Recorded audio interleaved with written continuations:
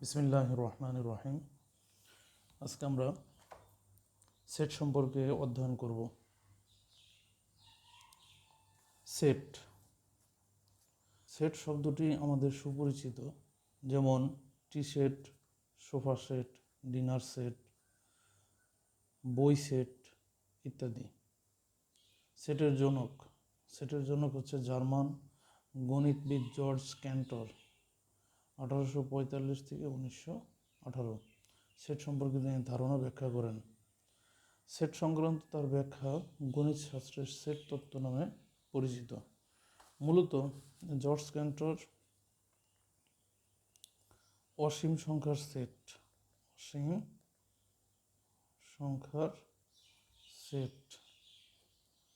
সম্পর্কে ব্যাখ্যা প্রদান করেন।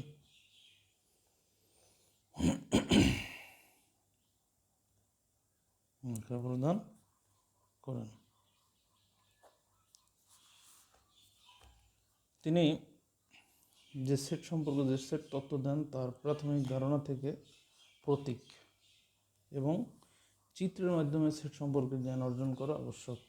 অর্থাৎ সেটের যে ব্যাখ্যা দেন তার ভিতরে দুইটা বিষয় প্রস্ফুটিত হয়েছে। এক নম্বর হচ্ছে প্রতীক কি। যেমন প্রতীক হচ্ছে সিম্বল, যেমন লিখলাম a সমান 1 2 3 4, এই যে একটা সেট, এই সেটটাকে প্রতীকের মাধ্যমে প্রকাশ করা।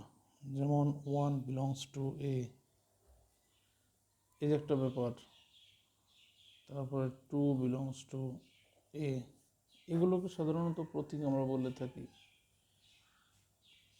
মূল ফাংশনটি হচ্ছে, উনি যেটি বোঝাতে চেয়েছেন সেটি হচ্ছে সংযোগ সেট, ইন্টারসেকশন সেট, অর্থাৎ ইউনিয়ন, ইন্টারসেকশন, বাথ সেট, ইউনিভার্সাল সেট, এই ধরনের।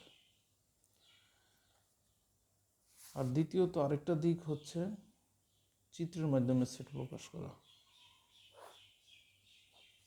ভেন ডায়াগ্রাম নামে চিত্রের মাধ্যমে আমরা প্রকাশ করে থাকি। যেমন এটা হচ্ছে ইন্টারসেকশন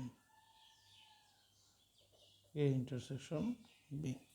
এ ধরনের চিত্রের গ্রাফের মাধ্যমে প্রকাশ করাকে বলা হয় চিত্রের মাধ্যমে প্রকাশ। এই অধ্যায়ে বিভিন্ন ধরনের সেট প্রক্রিয়া, সেটের ধর্মাবলী সম্পর্কে আমরা আলোচনা করব। অধ্যায় শেষে জানা যাবে সেট ও সেট গঠন প্রক্রিয়া ব্যাখ্যা করতে পারা, সসীম সেট, সার্বিক সেট, পূরক সেট, ফাঁকা সেট, নিঃশেষ সেট বর্ণনা করতে পারা এবং এদের গঠনের প্রতীকের সাহায্যে প্রকাশ করতে পারবে। একাধিক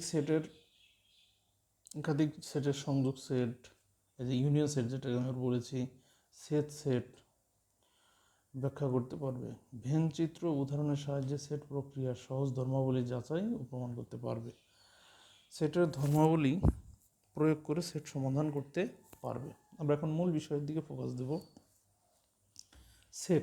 সেট কাকে বলে? আমরা সেট কথাটার সাথে ব্যাপক পরিচিত, কিন্তু সেটের একটা সুন্দর কি আছে, সংজ্ঞা আছে। বাস্তব বা চিন্তা জগতের সুসংজ্ঞায়িত বস্তুর সমাবেশ বা সংগ্রহকে সেট বলে। বাস্তব অথবা চিন্তা জগতের সুসংজ্ঞায়িত বস্তুর সমাবেশ বা সংগ্রহকে সেট বলে। ইংরেজি বর্ণমালার প্রথম 5টি বর্ণ, এশিয়া মহাদেশের দেশসমূহ, স্বাভাবিক সংখ্যা ইত্যাদি সেট সুসংজ্ঞায়িত সেটের উদাহরণ। ইংরেজি বর্ণমালার প্রথম 5টি বর্ণ কি আছে, এটা দিয়ে আমরা একটা সেট তৈরি করি। ধরো আমরা লিখলাম পি, একটা সেট ইংরেজি বর্ণমালার প্রথম 5টি বর্ণ এ, বি, সি, ডি, ই। এটা একটা সেট, এটা তালিকা পদ্ধতির একটা সেট। সেটের এগুলো প্রধান কোনো বস্তুর বিবেচনাধীন সেটের অন্তর্ভুক্ত আর কোনোটি নয় তা সুনির্দিষ্টভাবে নির্ধারিত করতে হবে। সেটের বস্তুর কোনো পুনরাবৃত্ত বা ক্রম নেই। সেটের বস্তু বলতে কি বোঝায়, অর্থাৎ একটা সেট আমরা নিলাম, এই যে এখানে এই সেটের মধ্যে একই জিনিস দুইবার লেখা যাবে না, পুনরাবৃত্তি। আবার ক্রমের ব্যাপারে যেমন এরপরে বি হওয়ার কথা ছিল না, এরপরে বি না হয়ে দেখা গেছে ডি হচ্ছে, তারপরে দেখা গেছে যে এফ হচ্ছে, তারপরে ই হচ্ছে, অর্থাৎ কোনো ক্রমও নাই। সেটের পৃথকীকরণ নীতি হচ্ছে কমার মাধ্যমে পৃথকীকরণ করতে হবে, আর একই উপাদান বারবার লেখা যাবে না। সেটের বস্তু বলতে সেটের উপাদান, এলিমেন্ট অফ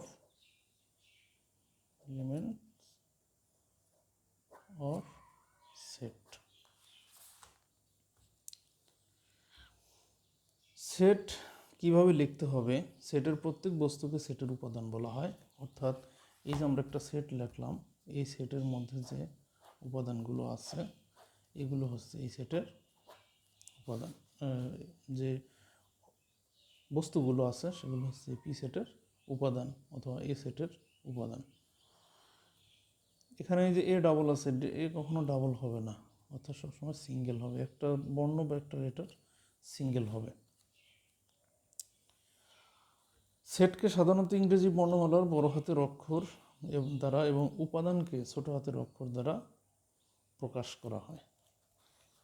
সেটকে সাধারণত ইংরেজি বড় হাতের অক্ষর, অর্থাৎ সেটের নামকরণের ক্ষেত্রে সবসময় ইংরেজি বড় হাতের অক্ষর ব্যবহার হয়।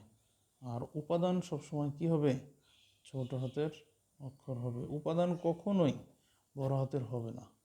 এবং উপাদান সমূহকে পৃথক করার জন্য ভিতরে কমা ব্যবহার করতে হবে। একটা সেট যদি আমরা নিজেরা পাতাতে চাই বা বানাতে চাই তাহলে এই পদ্ধতিতে আমাদেরকে আগাতে হবে। এবং তৃতীয়ত সেকেন্ড ব্র্যাকেট দ্বারা কি করতে হবে, আবদ্ধ করতে হবে। তাহলে নিয়ম কয়টি? 3টি। 1 নম্বরে হচ্ছে নামকরণ করতে হলে ইংরেজি বর্ণমালার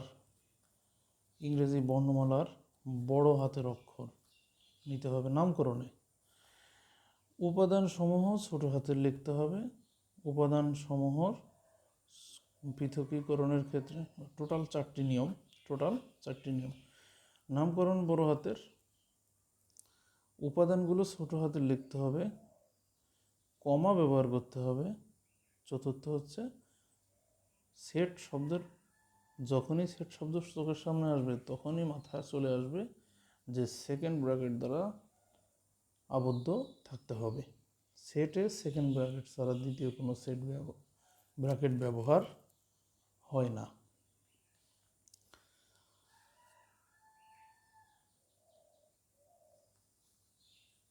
সেটের উপাদানগুলোকে সেকেন্ড ব্র্যাকেট প্রতীকের মধ্যে আবদ্ধ করে সেট হিসেবে ব্যবহার করা হয়।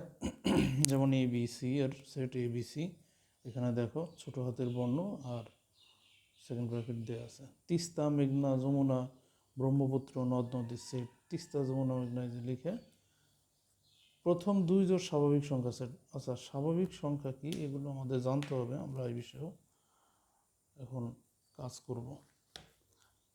এখানে যে বিষয়গুলো আসছে সবই গুরুত্বপূর্ণ। স্বাভাবিক সংখ্যা হচ্ছে ন্যাচারাল নাম্বার। স্বাভাবিক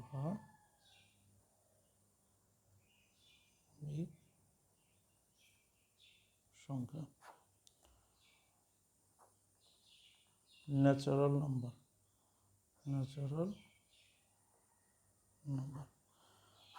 প্রতীক হচ্ছে n, অর্থাৎ স্বাভাবিক সংখ্যা বলতে বোঝায় সকল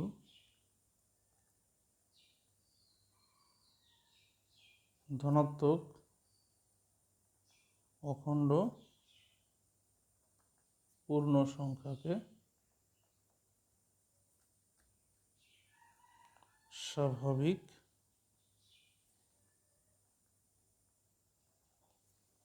সংখ্যা বলে। সকল ধনাত্মক অখণ্ড পূর্ণ সংখ্যাকে স্বাভাবিক সংখ্যা বলে। আমরা ইতিমধ্যেই জানি যে ধনাত্মক সংখ্যা কি। ধনাত্মক সংখ্যা হচ্ছে ঋণাত্মক এবং অঋণাত্মক সংখ্যা বাদে সবই ধনাত্মক সংখ্যা। এক কথা যাদের সামনে কি আছে, প্লাস আছে। অখণ্ড শব্দের অর্থ কি? অখণ্ড শব্দের অর্থ হচ্ছে ভগ্নাংশ নয় বা খণ্ড নয় এমন।